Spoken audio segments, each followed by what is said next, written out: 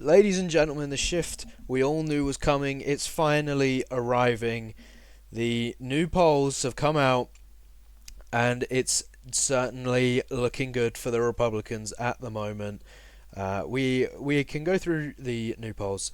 We have Florida at plus 14, which is unbelievable, by New York Times as well, which has been, probably a little bit more objective than usual this cycle, but certainly in the past has been a left-leaning pollster. And 14 points is unbelievable. Last time it was about 3 or 4, and yeah, that would be quite something if that's accurate. Which, hey, New York Times, they're being far more objective this time. Last time they were way far to the left, way too far to the left, and judging by 2016 and 2020, if they were to the left again, Florida, or by the same margin that they were the last two times, Florida would be going to Trump by 20, which is obviously not going to be the case. But just unbelievable. So maybe New York Times Siena polling is what we can infer out of this is New York Times Siena polling may have gotten a little bit better over this cycle compared to last cycle. Texas is at 6. We said Texas was around 6. I think in the video to do with the margins. If you haven't seen it, check it out. We predicted the margins of each state, and I think we had Texas at 6, or certainly we said that it could go in that range.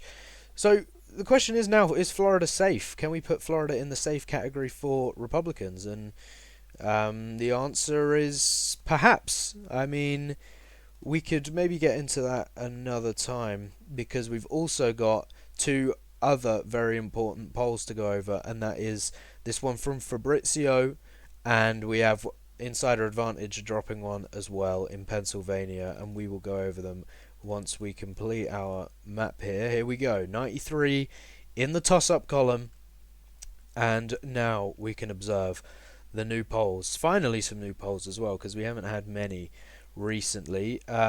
We do have a national poll that's supposed to be coming out. I can't remember where it's from, but it has Trump. I think it's Activote actually, which isn't on RCP, so that'll be on 538. But Trump's up by 2 in their national poll, which is incredible, because Harris is going to need to win the popular vote by probably 3 points. 2 she could maybe get away with, but most likely she's going to need 3 points.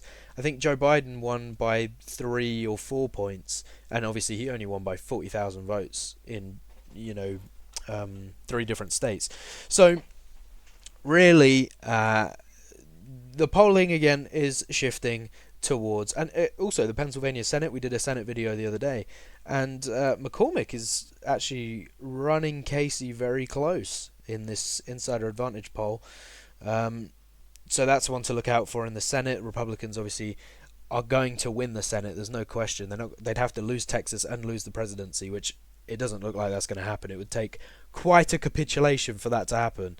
So it looks like Republicans are going to keep the Senate, but obviously you want to keep those rhino senators out of decision making, and you want to expand your margin by as much as you can. So you're looking, 53, 54.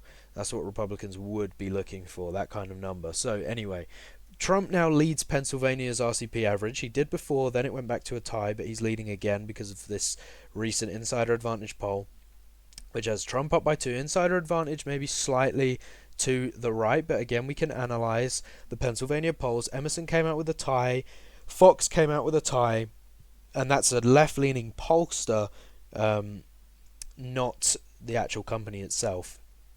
Obviously, Fox is right-leaning, but as a media organization, but actually the polling firm they use is left-leaning. So a tie is not a bad result for Republicans. Rasmussen had it at a tie, but this is the oldest poll in the aggregate. Bloomberg, when this poll drops out, Trump's going to have a chunky lead in Pennsylvania. We need 2 more polls to come out, and that will drop Bloomberg out of the aggregate, and that will change this average from 0.2 to a lot, because Harris will only have 1 poll that she's won, and that's Cook Political Report. So she led that one. This was nearly 3 weeks ago now. And then we have, again, insider advantage with this +2, Emerson the tie. Trafalgar, of course, Republican associated, but they had Trump at +3. Atlas had Trump at +3, but of course, you could argue the realism of these polls and the reliability, because obviously Atlas were kind of all over the place in that polling dump they did. And then Trafalgar, of course, Republican affiliated, and insider advantage tend to be right wing. So you could argue on the Democrat side that these polls are favouring Trump, but again, polls in general tend to favour Democrats, as we can see with this Bloomberg one. I mean, unbelievable. +5. There's no way that Harris was at +5, that she was at 51 points. That's insane. So, Pennsylvania, at the moment, it's leaning closer and closer to the right, and maybe it's approaching lean territory. I've had it as a tilt, of course, for ages, because this was going to be the state that decided the election, and it's approaching lean. And if it does, this is pretty much game over, because in North Carolina, you've got Republicans are going to maybe lose votes because of this hurricane, and you're going to have less people getting out to vote. So North Carolina Republicans will lose votes, but maybe they'll gain just as many back, maybe slightly short of just as many, but they won't lose as much as they could have because of the poor response to the hurricanes. Of course, Joe Biden the other day, he came out again contradicting Harris while she was doing an interview live of Joe Biden talking to the media and saying, I've spoken to Ron DeSantis, I gave him my personal phone number, I told him he's doing a great job. Joe Biden endorsing Ron DeSantis, essentially. Not quite, but very interesting words from Joe Biden. He doesn't sound all too happy with Kamala Harris, with the things he's coming out with recently. Nevada is going to go blue, by the way, as things stand. Michigan is also going to go blue. A Democrat internal poll says that Wisconsin is Republican +3. And I don't want to say I was right, because that's one poll, and that could just be, of course, feeding information, whatever. But what did we say about Wisconsin? We said the polling bias is going to be, even if it's 2 to 3 points wrong, when it's been 6 to 7, even if it's 2 to 3 points wrong, Wisconsin's going red, and I think we might have been right on that one.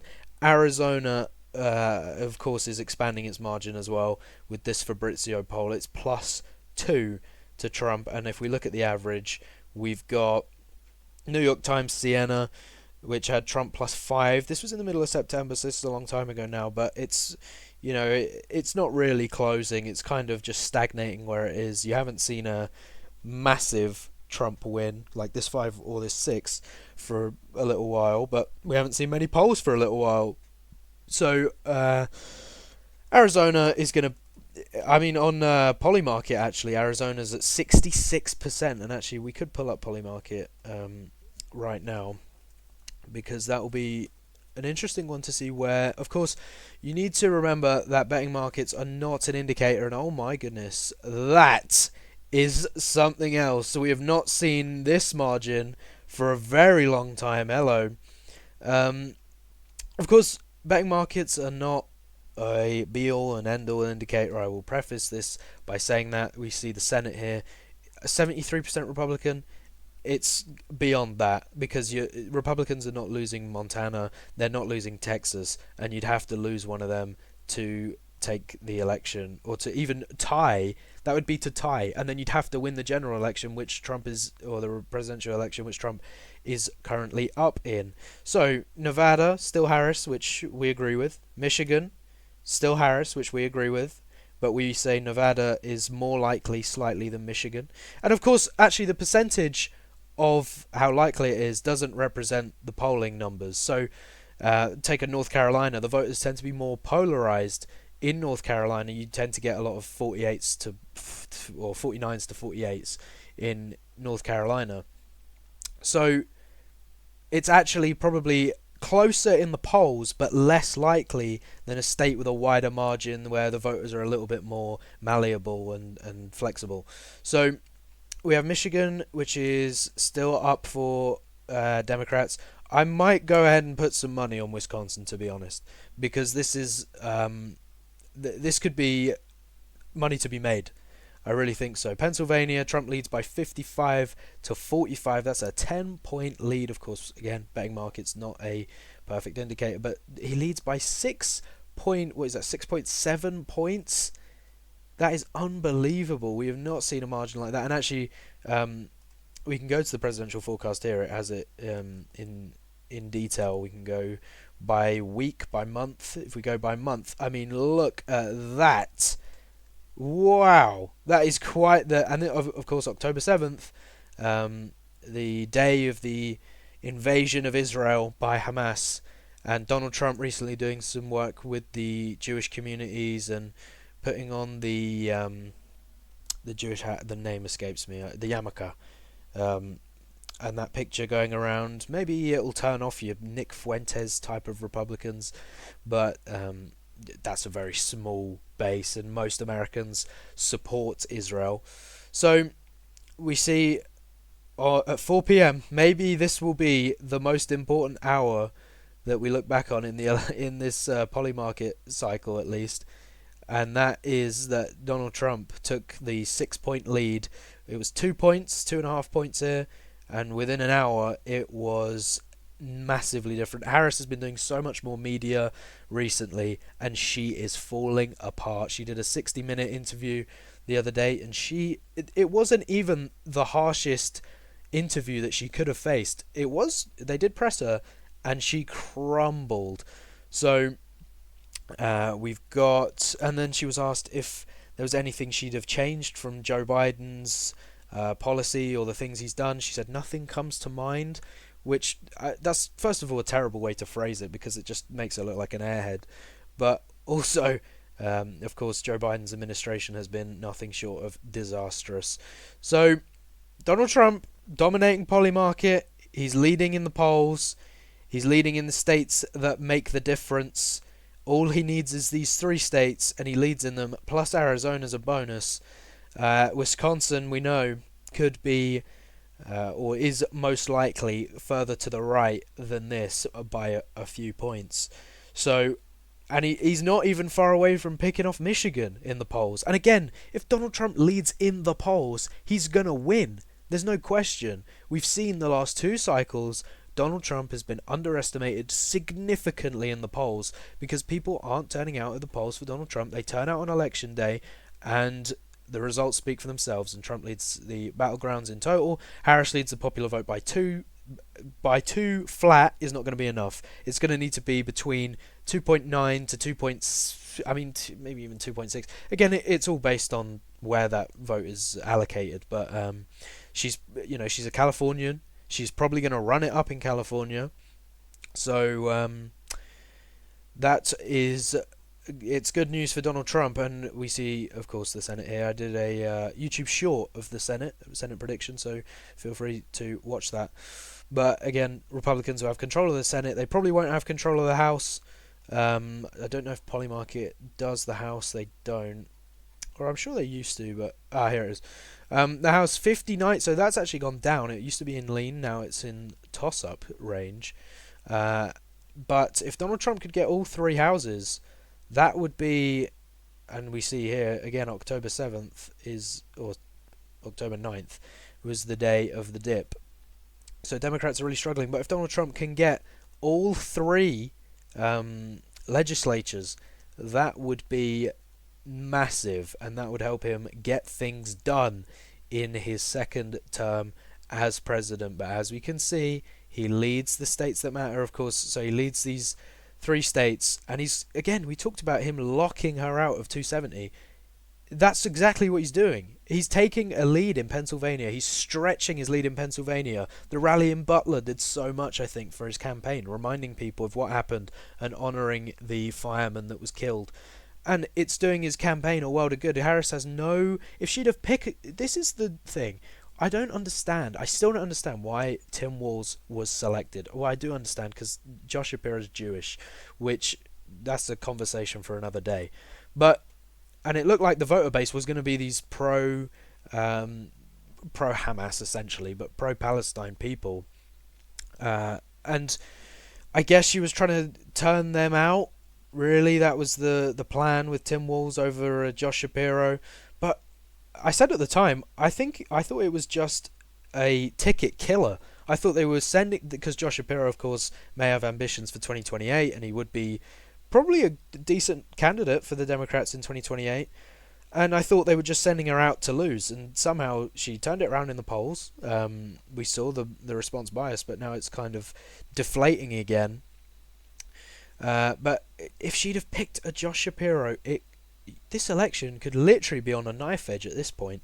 I don't think it is at the moment. I think Donald Trump has it within his grasp for this election. But yeah, Pennsylvania, Donald Trump running it up. North Carolina, as long as the turnout is not affected too badly, he should be all good in North Carolina. Of course, Florida as well. We need to consider that Florida probably won't be plus 14 period, but it as well now with the hurricane, it may be a little bit lower than that. It doesn't put Florida in play by any means, but yeah, it's not going to be the massive margin that Polymarket maybe says, or the polls maybe say. Georgia, he's securing, which you could argue is perhaps his most secure state, that or Arizona. Arizona doesn't even matter in this situation. He's going to take Georgia, there's no question. She couldn't get enough black turnout over in Georgia. It's game over in Georgia. North Carolina, and of course they've passed election integrity stuff in a lot of these states, so maybe Democrat voters that were dead won't be voting this time around, and illegal people won't be voting this time around. California, I think, hasn't done that. It won't require voter ID. I think that's the news coming out of California, but North Carolina anyway is, it's looking good. It's not, you wouldn't say it's secured yet, but it's looking good. It's probably Trump's third best state, if not fourth. Of course, Wisconsin's a bit of a wild card in there. But Pennsylvania, he's pulling out the margin, and if he could make that his third most likely state, which it might be already, but if he could really start to stretch his margin in the polls there, it's game over. And come election day, we could be looking at maybe a sweep of the swing states. I mean, Nevada might be kind of fading a little bit from view for Republicans, but the rest of these states are most certainly in play. We see Michigan, we've got it as a tilt. Pennsylvania could turn into a lean very shortly, and I think this is the beginning of the end. We said it a few weeks ago, and we kind of said, is this the beginning of the end? This may be the actual beginning of the end, because Donald Trump, again, Polymarket said that this is the biggest margin Trump's had in Arizona, and of course this is one state that he's already secure. But Polymarket on Twitter saying this is Trump's biggest margin in Arizona since July. And what happened in July? Joe Biden was eliminated from the nomination. So again, you had the polling response, and now it's fading, and it might just be all over. And as a British person, my perspective is I am probably less enthused for the British people, because I feel like Harris was someone we could most certainly rip off in deals that we did, and Donald Trump is going to make us pay up, and we are going to have to bend the knee to America. So if I'm honest, as a British person looking out for Britain, I'd probably want Harris in. So, before anyone starts on me saying, oh, you're anti-democrat, I want what's best for Britain, and what's best for Britain is probably Harris in charge. But for world peace, I think Donald Trump is probably the better candidate, to be honest. He also said he would get the Ukraine-Russia deal done, and I don't know why he made this promise, because this is a bold promise that he really didn't need to make. But he said he'd have it done on day one, or by day one. And obviously we've seen him meeting with Zelensky already, and he hasn't even won the presidency. But that's quite a bold statement to make, and we'll have to see what he's got up his sleeve. But he's clearly very confident, so we'll see about that one. But anyway, guys, if you have enjoyed, please like, share, comment, subscribe, watch the other videos that we've put out there, and I will continue to give you the British perspective on American politics. I'll see you guys next time. Thanks for watching.